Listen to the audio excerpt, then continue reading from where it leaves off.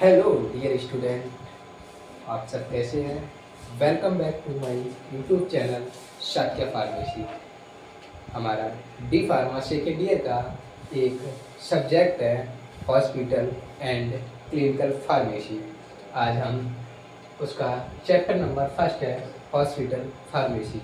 आज हम इसके बारे में वन शॉर्ट रिवीजन के तौर पर आज कुछ डिस्कशन करेंगे। आई होप आप सभी को अच्छा समझ में आए, ऐसी मैं कामना करता हूँ। पढ़ते रहिएगा। हमारा हॉस्पिटल फार्मेसी फर्स्ट हेडिंग है हॉस्पिटल फार्मेसी। हॉस्पिटल फार्मेसी क्या होता है? हॉस्पिटल एक जटिल संगठन है। यह आधुनिक चिकित्सा में अच्छी तरह से प्रशिक्षित कर्मचारियों की उपस्थिति में विशेष वैज्ञानिक उपकरणों की मदद से व्यक्तियों को स्वास्थ्य प्रदान करने का एक स्थान है। हॉस्पिटल जो है एक ऐसा स्थान है जहाँ सभी प्रकार के अमीर हों चाहे गरीब हों, सभी वर्ग के लोगों को एक अच्छा ट्रीटमेंट प्रदान करने का एक हॉस्पिटल एक माध्यम है। अब नेक्स्ट है, हमसे पूछा जाता है function of hospital pharmacy. Function of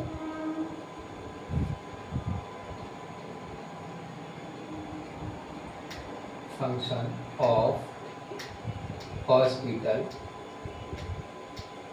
pharmacy.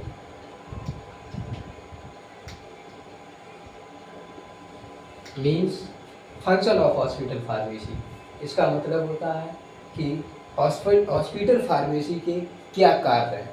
जो हॉस्पिटल में फार्मेसी होती है उसके कार्य क्या हैं।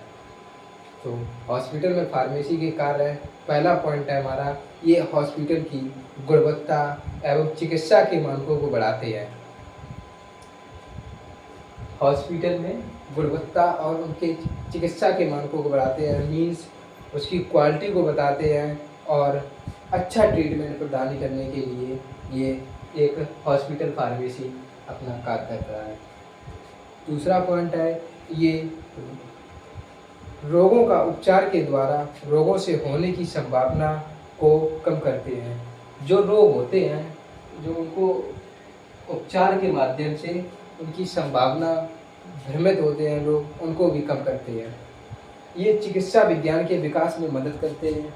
ये चिकित्सा विज्ञान के में भी मदद करते हैं। जो चिकित्सा विज्ञान होती है हमारी, उसमें भी मदद करते हैं। ये हॉस्पिटल में सुरक्षित कार्यक्रमों में बहुत बड़ा योगदान करते हैं। हॉस्पिटल में सुरक्षा कर्मचारियों का योगदान प्रदान करते हैं। जो हॉस्पिटल में सुरक्षा कर्मचारी होते हैं जैसे सफाई कर्मी वगैरह भी, उनको बहुत बड़ा योगदान प्रदान करते हैं। ये रोगी की देखभाल और सुविधाओं के विकास के लिए भी योगदान करते हैं। ये पेशेंट को अच्छा ट्रीटमेंट दिलाने में, जैसे कि रोगी को बढ़िया बेहतर तरीके से ट्रीटमेंट दिलाने के लिए ये भी रिस्पॉन्सिबल होते हैं। ये हॉस्पिटल जो है सभी प्रकार के नेतृत्वों की सुविधा देते हैं। जो हॉस्पिटल है वो एक अच्छा ट्रीटमेंट प्रदान करने के लिए सभी प्रकार की जो सुविधाएं, जिस प्रकार की गवर्नमेंट की तरफ से सुविधाएं दी जाती हैं या प्राइवेट हॉस्पिटल है, जो उसकी सुविधाएं होती है वो सभी प्रकार को देने का अत्यंत प्रयास करते हैं। नेक्स्ट हेडिंग है हमारे पास classification of hospital.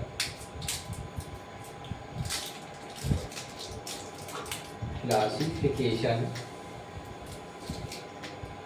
Of hospital.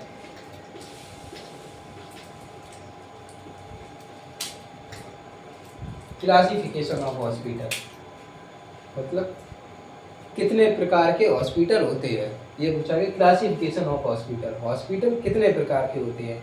Number 1 सार्वजनिक hospital, number 2 nursing home, number 3 voluntary hospital और नंबर 4 है निगम हॉस्पिटल। निगम हॉस्पिटल। नंबर 5 है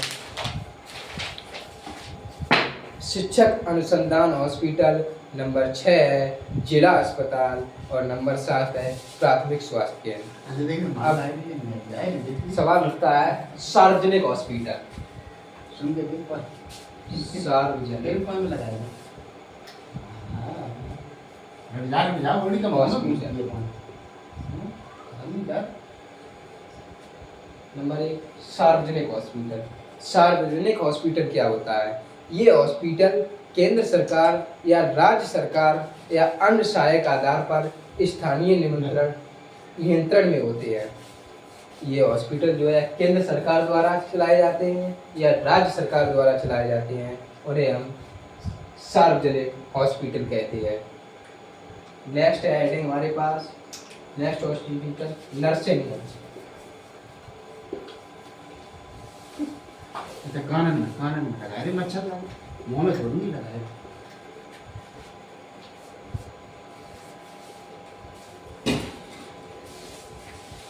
नर्सिंग होम ये क्या होता है? ये एक व्यक्तिगत डॉक्टर या व्यवसाय के आधार पर चलाया जाता है। ये मतलब कि एक बिजनेस के तौर पर चलाया जाता है नर्सिंग होम। ओके, एक बिजनेस के तौर पर चलाया जाता है नर्सिंग होम। और नंबर 3 है हमारे पास वॉलंटियर हॉस्पिटल।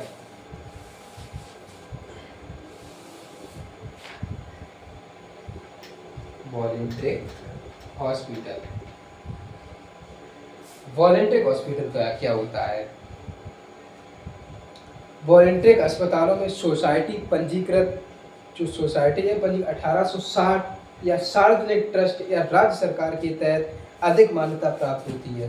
जिसको राज्य सरकार के द्वारा मान्यता प्राप्त होती है उसे हम वॉलंटियर हॉस्पिटल कहते हैं। नेक्स्ट हेडिंग है हमारे पास, नेक्स्ट हॉस्पिटल है 4 नंबर है निगम हॉस्पिटल। निगम हॉस्पिटल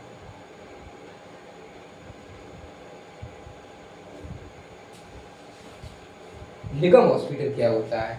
ये हॉस्पिटल सार्वजनिक समिति या कंपनी होती हैं जो व्यवसाय पर चल रही हैं तथा ये कंपनियां अधिनियमों के तहत गठित की जाती हैं।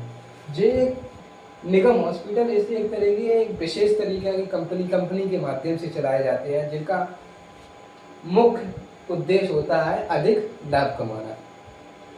इनका मुख्य उद्देश्य होता है अधिक लाभ कमाना। जो निगम हॉस्पिटल है उनका मुख्य उद्देश्य होता है, प्रमुख ऑब्जेक्ट होता है कि अधिक से अधिक लाभ को कमाया जा सके। नेक्स्ट हेडिंग है हमारे पास 5 नंबर है शिक्षक अनुसंधान।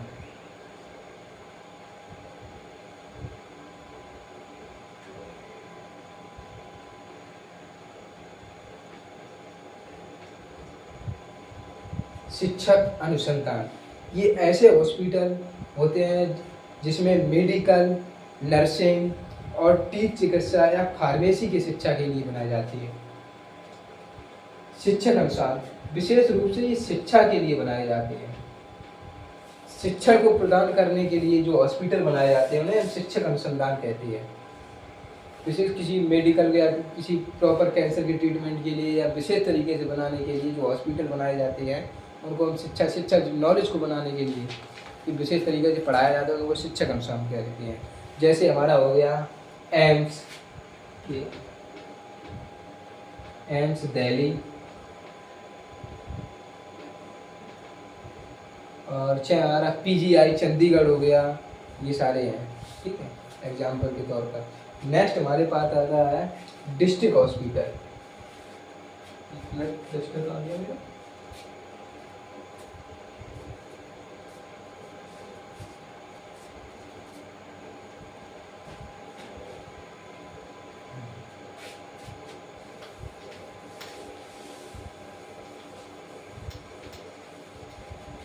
नंबर 6 आता है डिस्ट्रिक्ट हॉस्पिटल।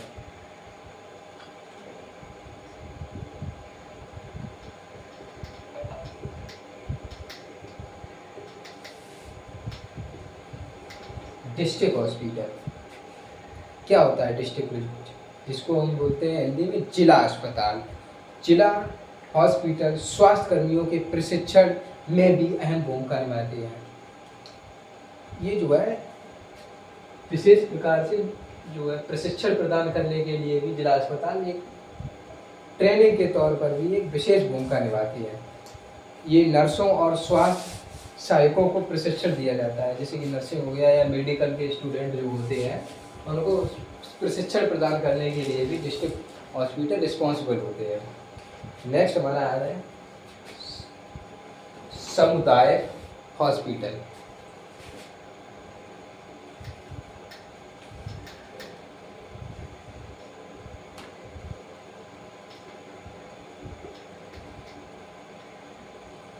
सामुदायिक हॉस्पिटल। ये क्या होता है? सामुदायिक अस्पताल आम जनता के लिए सुलभ अस्पताल होता है। सामुदायिक हॉस्पिटल जो है सभी प्रकार के पेशेंट इसमें जा सकते हैं, चाहे गरीब हो, चाहे अमीर हो, चाहे किसी प्रकार का भी पेशेंट हो, ये सबके लिए हॉस्पिटल, ये सामुदायिक हॉस्पिटल रिस्पॉन्सिबल होता है। नेक्स्ट है प्राथमिक स्वास्थ्य केंद्र, 8 नंबर है हमारा प्राथमिक स्वास्थ्य केंद्र।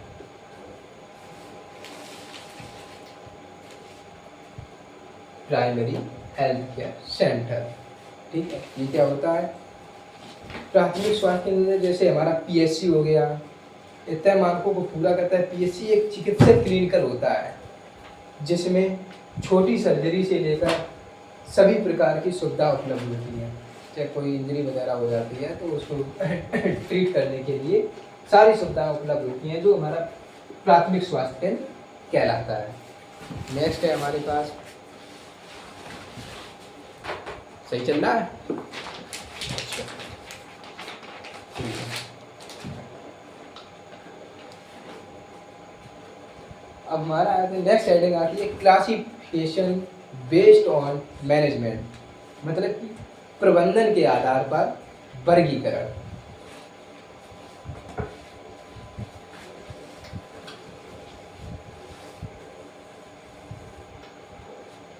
Classification based on management, classification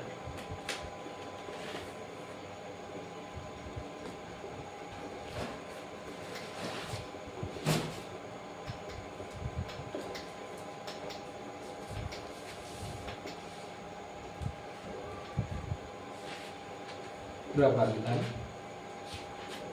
के आधार पर वर्गीकरण।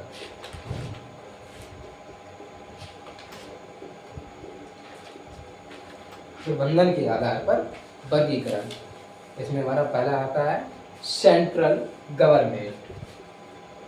सेंट्रल गवर्नमेंट,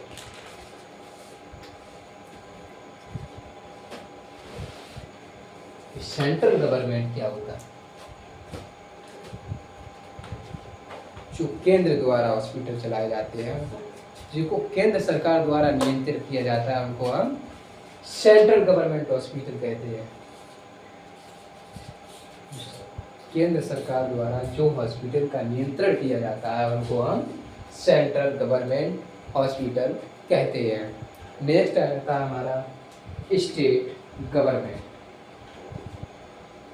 स्टेट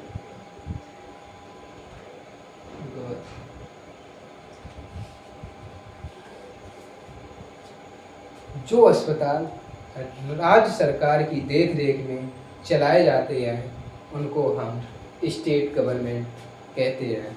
ये अस्पताल राज्य सरकार या केंद्र शासित प्रदेश द्वारा नियंत्रित किए जाते हैं। जैसे हमारा हो गया पुलिस विभाग,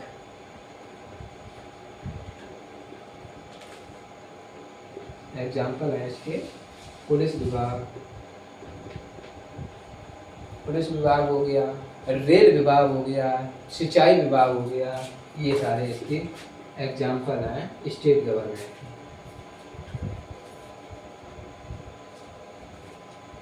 रेल विभाग एंड सिंचाई विभाग।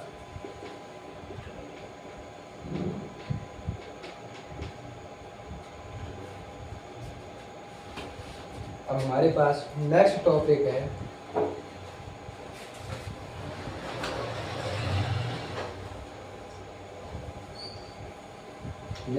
हमारे पास चिकित्सा प्रणाली। चिकित्सा प्रणाली क्या होती है?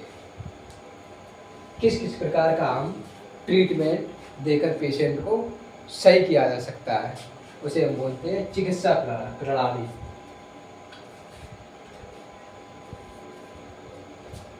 चिकित्सा प्रणाली, जैसे हमारा नंबर 1 आ गया एलोपैथिक अस्पताल, आयुर्वेदिक अस्पताल, होम्योपैथिक अस्पताल और यूनानी अस्पताल। नंबर 1 एलोपैथिक,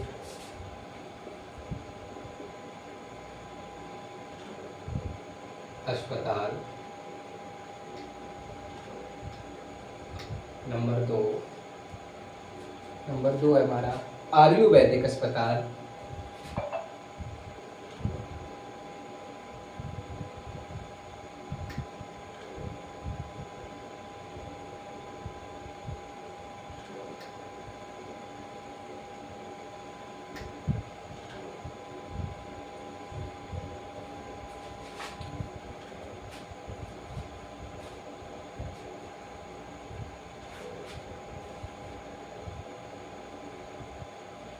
नंबर 3 है होम्योपैथिक अस्पताल।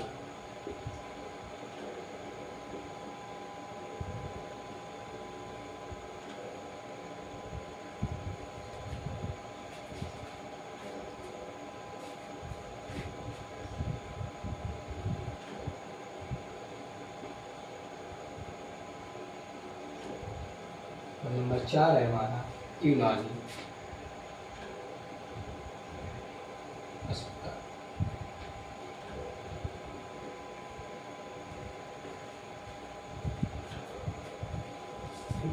ये हमारी चिकित्सा प्रणाली है। जैसे एलोपैथिक अंग्रेजी दवाइयों के माध्यम से हम जो ट्रीटमेंट दिया जाता है उनको एलोपैथिक कहते हैं। जितनी भी अंग्रेजी दवाइयों के माध्यम से जो ट्रीटमेंट दिया जाता है पेशेंट को, वो हमारा जो है एलोपैथिक के अंतर्गत आता है। और यूनानी जो है वो क्या नाम, हाँ, जो नब्ज देख के या नाड़ी देख के जिसका ट्रीटमेंट किया जाता है उसको हम यूनानी अस्पताल बोलते हैं। और आयुर्वेदिक अस्पताल है और होम्योपैथिक अस्पताल है, जिसमें जो है विशेष प्रकार जड़ी बूटियों का इस्तेमाल किया जाता है, इन लोगों को दूर किया जाता है। नेक्स्ट हमारे प्रशासनिक कर्मचारी। नेक्स्ट टॉपिक है हमारे पास प्रशासनिक कर्मचारी।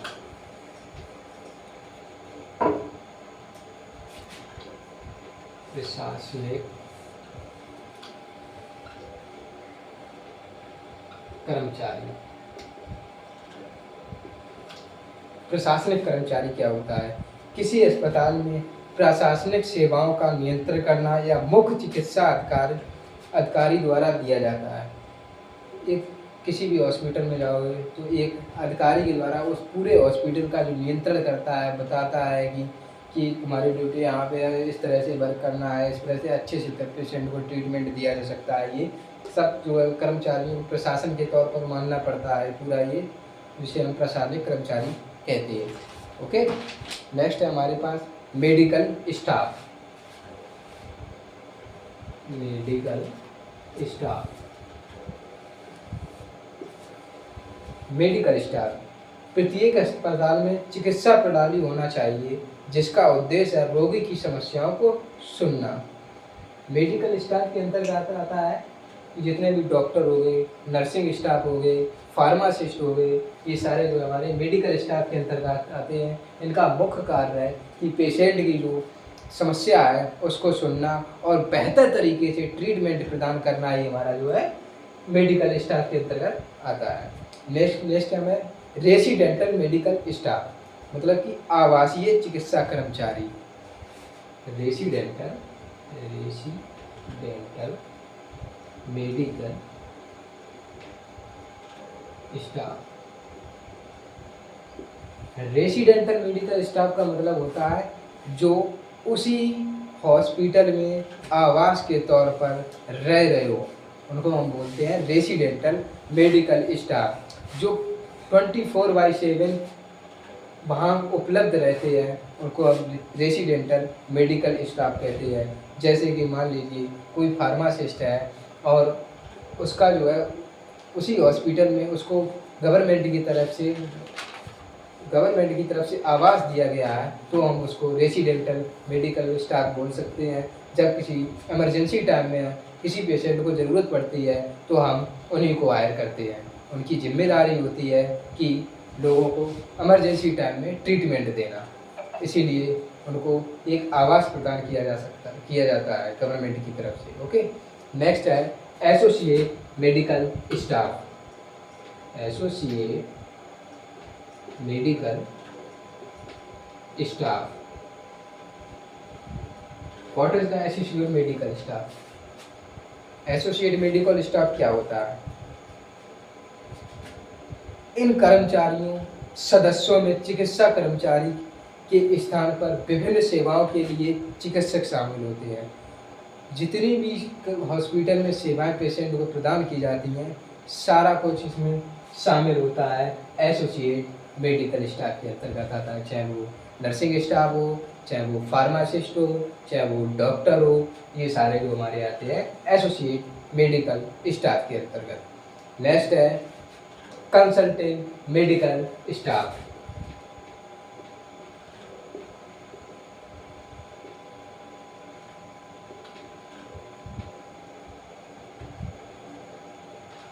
कंसल्टेंट मेडिकल स्टाफ ये क्या होता है?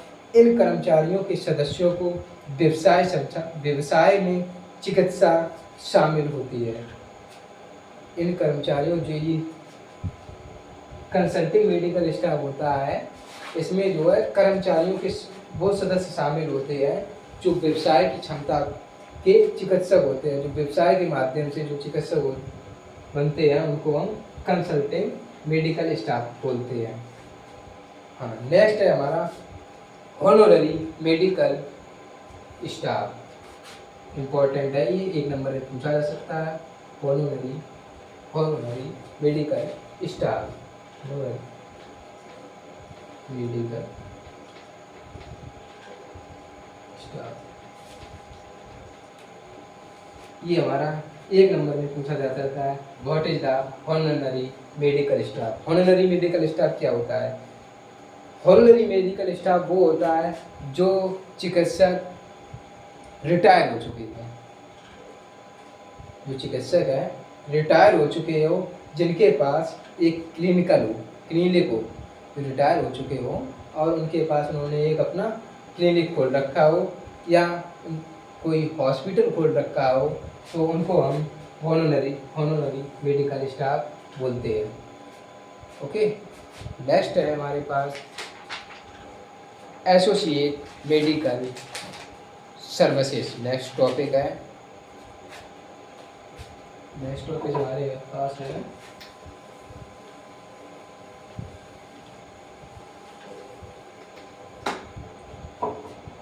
एसोसिएट मेडिकल सर्विसेज।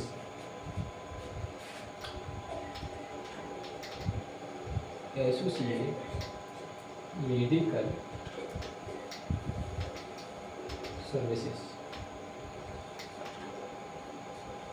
मीन्स चिकित्सा संबंधी सेवाएं, जो चिकित्सा से जुड़ी हुई जितनी भी सेवाएं दी जाती हैं उसको हम एसोसिएट मेडिकल सर्विसेज कहते हैं। जिसमें फर्स्ट है हमारा रेडियोलॉजी।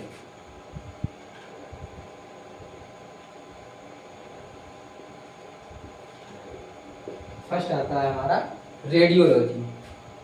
यह चिकित्सा की वह शाखा है जो एक्सरे एवं रेडियम के रूप में चिकित्सीय सुविधाएं से संबंधित होता है। अगर हम किसी प्रकार की रेडियो मतलब कि एक्सरा वगैरह करवाते हैं, ये सारी हमारी आती है रेडियो, चाहे एक्सरा हो गया चाहे सीटी स्कैन हो गया, ये सारे हमारे आते हैं इसके रेडियोलॉजी के अंतर्गत। ठीक है, ओके। नेक्स्ट है हमारा pathology.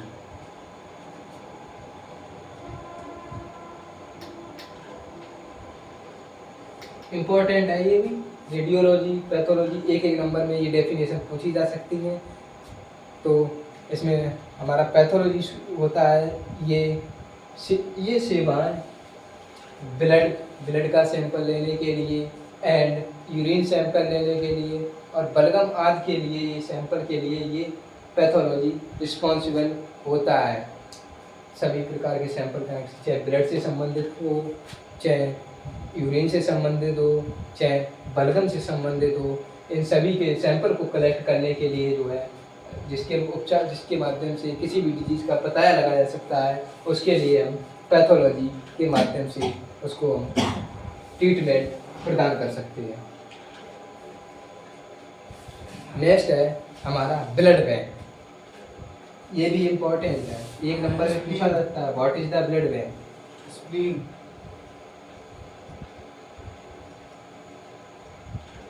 What is the blood bank? Blood bank क्या होता है? स्पेन। ये ऐसी सेवाएं होती हैं जिनके उत्पादों या उनको एकत्र करने के लिए एक भंडारण की स्थिति होती है, जैसे कि जहाँ सभी प्रकार के सभी ग्रुप के ब्लड को कलेक्ट करके रखा जाता है, जिससे हमें कोई दिक्कत होती है तो हम ब्लड बैंक से संपर्क करते हैं, या किसी ग्रुप को ब्लड की आवश्यकता होती है और उस ग्रुप का ब्लड नहीं मिलता है तो हम ब्लड बैंक से संपर्क करते हैं और वहाँ पर जाकर ब्लड को कलेक्ट करते हैं। उस जगह को हम ब्लड बैंक कहते हैं, जहाँ पर बहुत सारी मात्रा में सभी ग्रुपों का ब्लड उपस्थित रहता है, जिसको ब्लड बैंक कहा जाता है। नेक्स्ट टॉपिक है हमारा supportive paramedical services. Next topic है हमारा सपोर्टिव पैरामेडिकल सर्विसेज।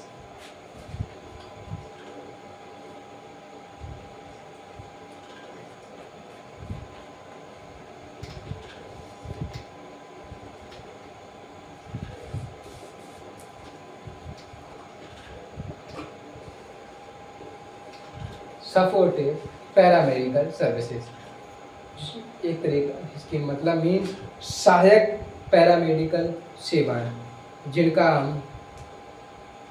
जिनकी मदद से हम जो सेवाएं प्रदान करते हैं, उसे हम जिसकी सहायता लेते हैं किसी भी ट्रीटमेंट को देने के लिए, उसको हम सहायक पैरामेडिकल सेवाएं कहते हैं। जैसे हमारा हो गया number 1 nursing home, nursing services बोल सकते हैं, nursing services. Okay,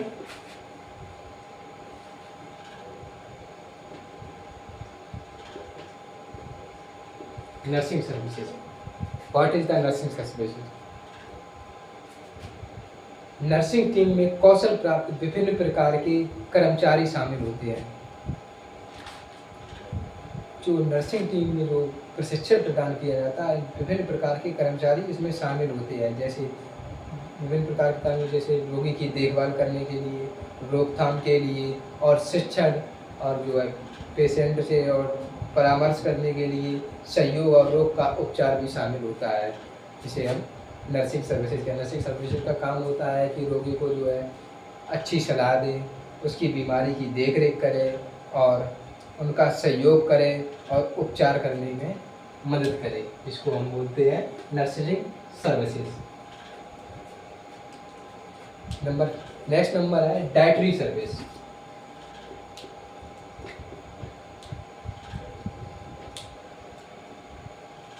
dietary services. Dietary services का मतलब होता है आहार सेवा, मतलब कि खाने के लिए जो सेवाएं प्रदान की जाती हैं गवर्नमेंट की तरफ से हॉस्पिटल में, उसको हम बोलते हैं आहार सेवाएं। चाहे गवर्नमेंट हॉस्पिटल हो, चाहे प्राइवेट हॉस्पिटल हो, जिसमें खाने पेशेंट को खाने से संबंधित जितनी भी सेवाएं प्रदान की जाती हैं, उनको हम डाइटरी सर्विसेज कहते हैं। ओके, नेक्स्ट है हमारे फंक्शन। फंक्शन क्या है?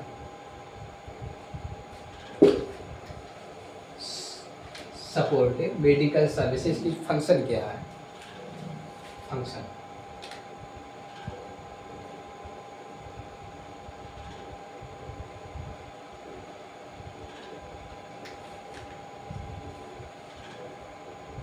फंक्शन क्या है इसकी? इसका फंक्शन है आहार के लिए योजना सूची तैयार करना। जो भी हम उसको डाइट दे रहे हैं उसके लिए एक नियंत्रण सूची बनानी चाहिए कि सुबह हमको क्या देना है, सुबह दलिया देना है, या शाम को हमको रोटी खिलानी है, या उसको चावल देना है या खिचड़ी देना है। ये सारे जो है हमको एक आहार के लिए एक योजना सूची बनानी होती है, मतलब सुबह क्या देना, दोपहर को क्या देना है, या 2 घंटे बाद इसको क्या देना है। ये इसमें वो आहार से संबंधित सूची बनाई जाती है। नंबर 1 हो गया ये। हाँ, और इसका भोजन का भी चयन करते हैं कि इसको क्या देते हैं। नेक्स्ट पॉइंट है भोजन का चयन करना कि इसको क्या देना है। ओके, भोजन वितरण करना मतलब कि समय पर सभी को पर्याप्त मात्रा में भोजन को वितरण करना। जैसे उसे कितनी भूख है, वो कितना लेना चाहता है, उसको 2 चम्मच खाना है तो उसको 10 चम्मच दे तो बेस्ट होगा। इसलिए जो है भोजन का वितरण करना सही होता है, सही तरीके से उसका वितरण किया, भोजन प्राप्त करना। और जो है भोजन को प्राप्त करना अच्छी तरीके से भोजन को जो है, जो बनाने वाला होता है या बांटने वाला होता है, जो प्रोवाइड कराता है, अच्छी तरह से जो लेता है भोजन को, वो अपनी क्वांटिटी के हिसाब से ले, क्योंकि मैं इतना खा सकता हूँ, 200 ग्राम खा सकता हूँ, 400 ग्राम खा सकता हूँ, इस हिसाब से। व्यवहार में स्वच्छता को बनाए रखना है और सभी से जो है अच्छे से बातचीत करना है, व्यवहार बना के रखना है, लड़ना नहीं है। काफ़ी लोग पेशेंट होते हैं जो है डॉक्टरों से एकदम बदतमीजी से बात करने लगते हैं, लड़ने लगते हैं। लड़ना नहीं है, उनसे जो है आराम से बात करना है। ये सारे फंक्शन होते हैं। नेक्स्ट टॉपिक है हमारा हॉस्पिटल फार्मेसी। इसके स्कोप क्या है? Scope of hospital pharmacy. Just कर लो।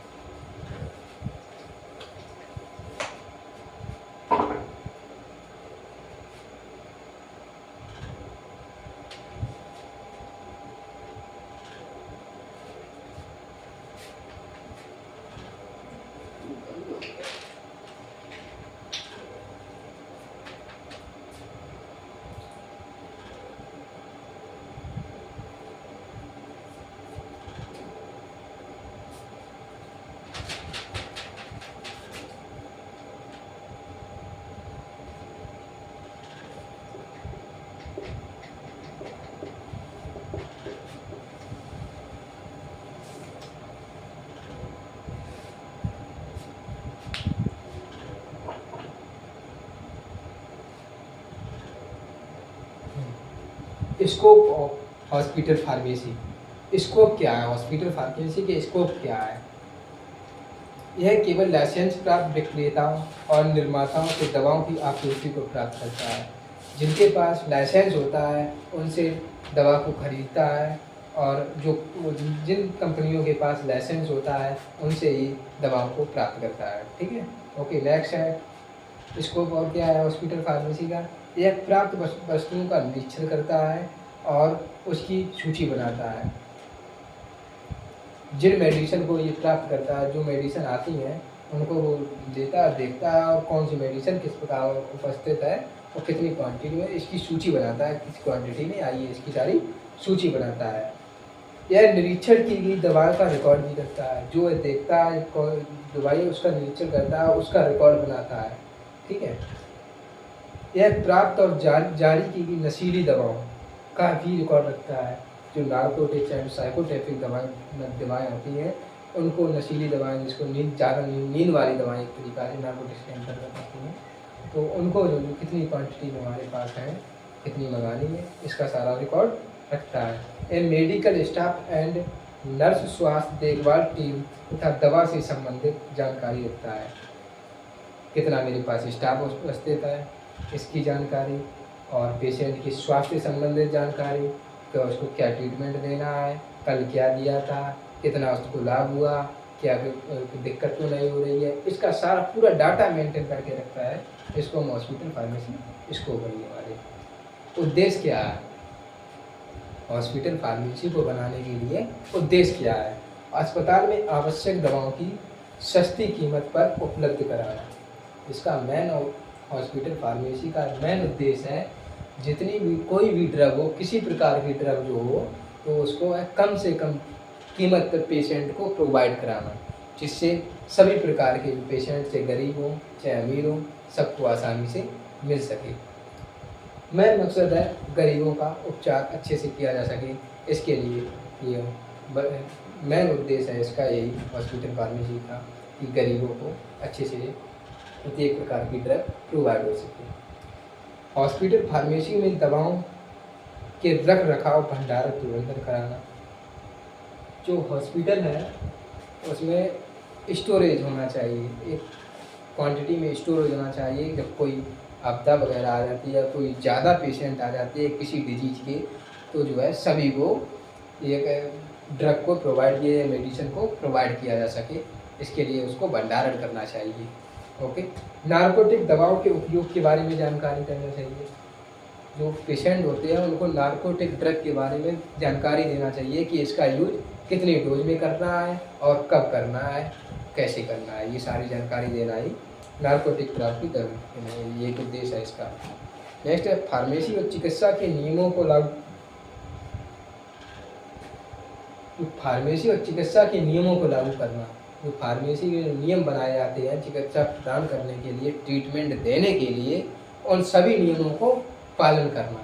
हॉस्पिटल फार्मेसी के कामकाज एवं वातावरण को बनाए रखना। जो हॉस्पिटल के काम होते हैं और जो उसके शांति, मैं हॉस्पिटल में एक शांति होना चाहिए जिससे किसी भी पेशेंट की बात को आसानी से सुना जा सकता है और उसको उसकी समस्या का हल किया जा सकता है। Location of hospital pharmacy most important है, ये 3 नंबर में भी पूछा जा सकता है, ये मेन इम्पॉर्टेंट पॉइंट है, इसको ध्यान से समझिएगा। लोकेशन ऑफ हॉस्पिटल फार्मेसी, अस्पताल में फार्मेसी का स्थान, मतलब जो अस्पताल होता है, हॉस्पिटल होता है, उसमें फार्मेसी का स्थान कहाँ पर होना चाहिए। नंबर 1 है फार्मेसी का स्थान ऐसी जगह होना चाहिए जहाँ पर किसी भी व्यक्ति को ढूंढने में दिक्कत ना हो और किसी प्रकार की दिक्कत ना हो, ऐसी जगह हॉस्पिटल फार्मेसी लोकेटेड होना चाहिए। ओके। नेक्स्ट है हॉस्पिटल में प्रत्येक मंजिल पर मिनी फार्मेसी होना चाहिए। प्रत्येक मंजिल पर एक मिनी फार्मेसी होना चाहिए जिससे कि जो है आसानी से जो इमरजेंसी ड्रग होती हैं उनको उसमें एक क्वांटिटी में रखा जा सके, जिससे कोई दिक्कत आती है पेशेंट को तो उससे निकाल कर दिया जा सकता है, या उसको नीचे आएंगे तो पता नहीं कब तक क्या समस्या हो जाए। समझिए। ओके। नेक्स्ट है फ्लोर फार्मेसी लेआउट ऐसा होना चाहिए कि दवाओं का मेंटेनेंस आसानी से किया जा सकता है। जो फ्लोर बार फार्मेसी होती है उनका ऐसा होना चाहिए कि उनको दवाओं की जो मेंटेनिंग है वो अच्छे से की जा सके। यदि हॉस्पिटल में आउट पेशेंट डिपार्टमेंट है तो फार्मेसी इसके पास होना चाहिए। अगर हॉस्पिटल में आउट पेशेंट डिपार्टमेंट है तो जो है वहाँ पर एक फार्मेसी का होना बहुत ज़रूरी है। ठीक है। आउट पेशेंट फार्मेसी डिपार्टमेंट में स्वास्थ्य से संबंधित पोस्टर लगाना चाहिए। जो आउट पेशेंट जो डिपार्टमेंट है फार्मेसी में उसके स्वास्थ्य से संबंधित पोस्टर लगाना चाहिए, जैसे कि मास्क पहनना चाहिए, ऐसे संबंधित। अगर कोरोना जैसे हमारे कोविड-19 अभी आपदा आई थी, इससे संबंधित उसमें बचाव के लिए, या कोई डिजीज है ट्यूबरक्लोसिस हो गया, इससे कैसे बचा सके, इससे संबंधित जो है विशेष प्रकार के पोस्टर लगाना चाहिए। डेंगू से कैसा बचा जा सके, इससे संबंधित सारे पोस्टर लगाना चाहिए। ओके।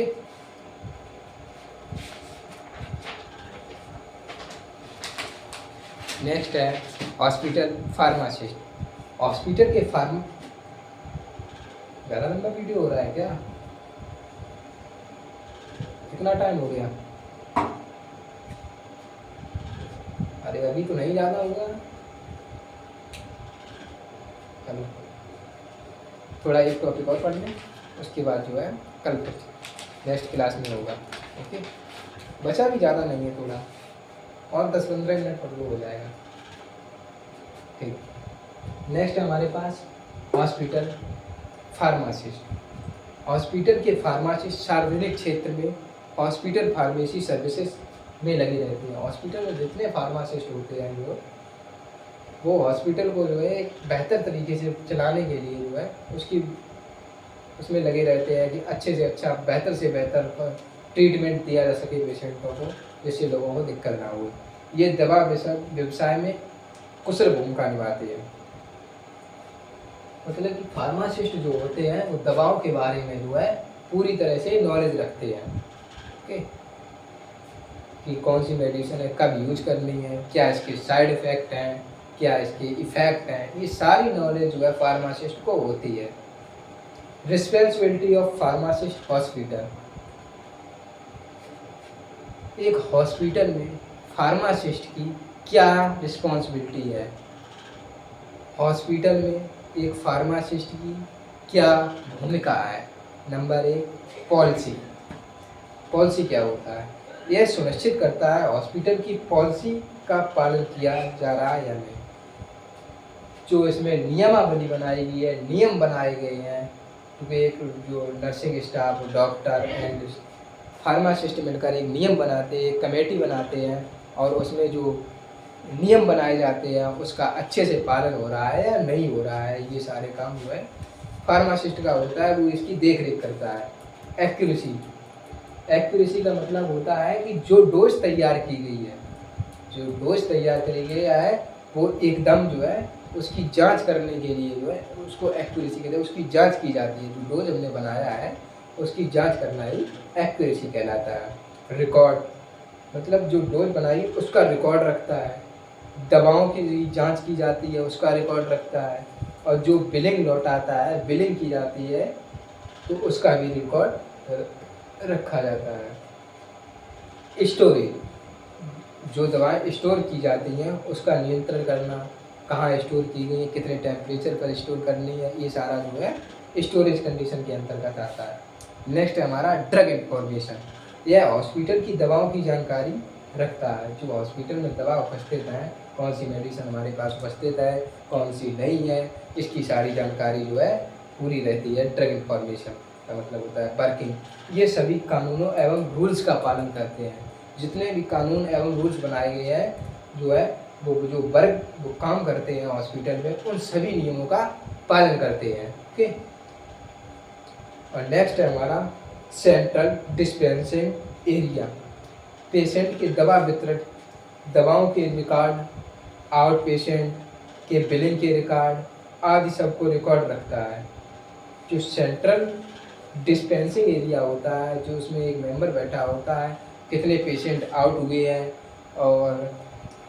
और उसकी बिलिंग कितने कितने पे बिलिंग हुई है, कितना डाटा, उसका सारा मेंटेनिंग जो रखता है वो हमारा होता है central dispensing area. Central dispensing पूरा रिकॉर्ड रखता है। ओके,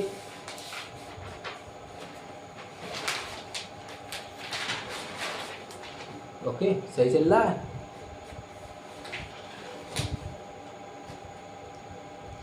नेक्स्ट है patient care area. Patient care area क्या होता है? What is the patient care area? एक नंबर में पूछा जा सकता है, डेफिनेशन आ सकती है एक नंबर में। Patient care area, patient care area क्या होती है? जहाँ पर पेशेंट की केयर की जाती है, देख रेख की जाती है, इसको पेशेंट केयर एरिया कहते हैं। वह नियमित रूप से नर्सिंग एंट्री एरिया की जाँच करता है। जो नर्सिंग स्टाफ होता है वो इसकी जांच करता है, और वह पेशेंट के द्वारा दी गई दवा की भी जांच करता है। जो पेशेंट जो पहले आके दवा ले गया है उसकी सारी जांच करता है कि कौन सी दवाई तुमने ली है, पहले क्या लिया है, कौन सी टैबलेट ली, इसकी सारी जानकारी है। हाँ, फार्मासिस्ट पेशेंट की मेडिसिन का रिकॉर्ड भी रखता है। अगर आज आप दवाई लेके जा रहे हो तो वो अपने रजिस्टर में मेंटेन करके रखेगा कि जो है फलनसी तारीख को फलनचन ड्रग तुम दे गई है, फलनचन तारीख को फलनचन ड्रग दी गई है। ओके, दवा के उपयोग के बारे में पेशेंट को एडवाइस देता है। जो दवा दी गई है उसके उपयोग के बारे में बताता है कि इसको दूध के साथ लेना है, इसको पानी के साथ लेना है, या इसको जो है शाम को 9 बजे लेना है, या इसको सुबह खाली पेट लेना है, या इसको जो है खाने के बाद लेना है, या इसको शाम को सोते समय लेना है, इसके बारे में भी जानकारी देता है। Qualification of hospital pharmacist. जो हॉस्पिटल में फार्मासिस्ट होता है उसकी मिनिमम क्वालिफिकेशन क्या होनी चाहिए? हॉस्पिटल में जो फार्मासिस्ट होता है उसकी मिनिमम क्वालिफिकेशन जो है डी फार्मा रखी गई है। उसको एक रजिस्टर्ड फार्मासिस्ट होना चाहिए जो पीसीआई द्वारा एक रजिस्टर मेंटेन कर रजिस्ट्रेशन दिया जाता है, उसके पास होना चाहिए। और ये सारी होता है क्वालिफिकेशन ऑफ हॉस्पिटल फार्मेसिस्ट। जो हॉस्पिटल में फार्मासिस्ट होता है उसकी क्वालिफिकेशन को दिखाया जाता है, उसकी मिनिमम क्वालिफिकेशन है डी फार्मा रखी गई है। ओके, हाँ, इम्पोर्टेंस ऑफ फार्मासिस्ट, ये भी एक पूछा जा सकता है। एक नंबर में क्वेश्चन आता है नंबर ऑफ बेड। अगर 50 बेड का कितने बेड का हॉस्पिटल है उसमें कितने फार्मासिस्ट होना चाहिए? अगर 50 बेड का हॉस्पिटल है तो उसमें कम से कम 3 फार्मासिस्ट होना चाहिए। अगर 100 बेड का हॉस्पिटल है तो उसमें कम से कम 5 फार्मासिस्ट होना चाहिए। अगर 200 बेड का हॉस्पिटल है तो उसमें 8 फार्मासिस्ट होना चाहिए। अगर 300 बेड का हॉस्पिटल है तो उसमें 10 फार्मासिस्ट होना चाहिए। अगर 500 बेड का हॉस्पिटल है तो उसमें 15 फार्मासिस्ट होना ही चाहिए। ओके, नेक्स्ट है most important topic in hospital pharmacy. First chapter का मोस्ट इम्पॉर्टेंट टॉपिक है गुड फार्मेसी प्रैक्टिस। ये बहुत ही ज़्यादा पूछे जाने वाला टॉपिक है। इस टॉपिक में लगभग इस चैप्टर से कम 7 से 8 नंबर का क्वेश्चन जो आना ही निश्चित है। इस चैप्टर से कम 7 से 8 नंबर का पेपर आएगा, आपका फाइनल एग्जाम में रखा हुआ मिलेगा। तो जिसमें से ये हमारा गुड फार्मेसी प्रैक्टिस जो है 3 नंबर में भी पूछा जा सकता है और 5 नंबर में भी पूछा जा सकता है। ये इम्पोर्टेंट है। जैसे इंट्रोडक्शन क्या है इसका, गुड फार्मेसी प्रैक्टिस का, ये फार्मेसी अभ्यास के दायरे से अधिक पारंपरिक भूमिकाएं शामिल है। जैसे दवाओं का संयोजन और वितरण करना, स्वास्थ्य देखभाल से संबंधित सेवाएं आदि आती हैं। फार्मासिस्ट को ड्रग की सेफ्टी के बारे में जानकारी देना, किस प्रकार से ड्रग की सेफ्टी की जा सकती है। ड्रग की रेशनल के बारे में बताना है कि ड्रग का कैसे यूज किया जा सकता है। ओके, ये सारा आता है। इसका ऑब्जेक्टिव क्या है, अधिक चिकित्सीय लाभ प्रदान करना। मुख्य उद्देश्य है गुड फार्मेसी प्रैक्टिस का कि ज़्यादा से ज़्यादा इसको क्लिनिकल लाभ प्रदान किया जा सकते हैं, चिकित्सीय लाभ प्रदान किया जा सकते हैं। फार्मेसी अभ्यास का मुख्य उद्देश्य है दवाओं से संबंधित सेवाओं को लोगों तक पहुंचाना। जितनी भी दवा से संबंधित जानकारी है ज़्यादा से ज़्यादा लोगों तक पहुंचाना ही ये हमारा ये जो है फार्मेसी अभ्यास कहलाता है। ओके, नेक्स्ट है हमारा रिक्वायरमेंट है। जीपीपी के अनुसार फार्मासिस्ट की प्राथमिकता रोगी को उपचार देना है। जीपीपी 1 नंबर में पूछ देता है, स्टैंड फॉर जीपीपी। जीपीपी क्या है, फुल फॉर्म होता है। तो जीपीपी का फुल फॉर्म होता है गुड फार्मेसी प्रैक्टिस। ओके, ऐसे पूछ देगा what is the full form of GPP. GPP का फुल फॉर्म क्या है, जीपीपी का फुल फॉर्म है good pharmacy practice. Okay, good pharmacy practice में फार्मासिस्ट की रोल ऑफ फार्मासिस्ट की भूमिका क्या है। जीपीपी में फार्मासिस्ट की भूमिका क्या है, role of pharmacist in GGP. Okay, pharmacist की वो नशीली दवाओं को के बारे में पेशेंट को गाइडलाइन करना और रोगी के चिकित्सा स्वास्थ्य संबंधी दवाओं के बारे में जानकारी देना, पेशेंट काउंसलिंग करना, मेडिसिन की स्टोरेज करना और ड्रग की डिस्पेंसिंग करना, ये फार्मासिस्ट का रोल होता है जीपीपी में। इस तरह से हमारा फर्स्ट चैप्टर कंप्लीट हो चुका है। तो आज के लिए इतना ही। मैं सोचूंगा आप अच्छे से पढ़ते रहिए। तो thank you, best of luck.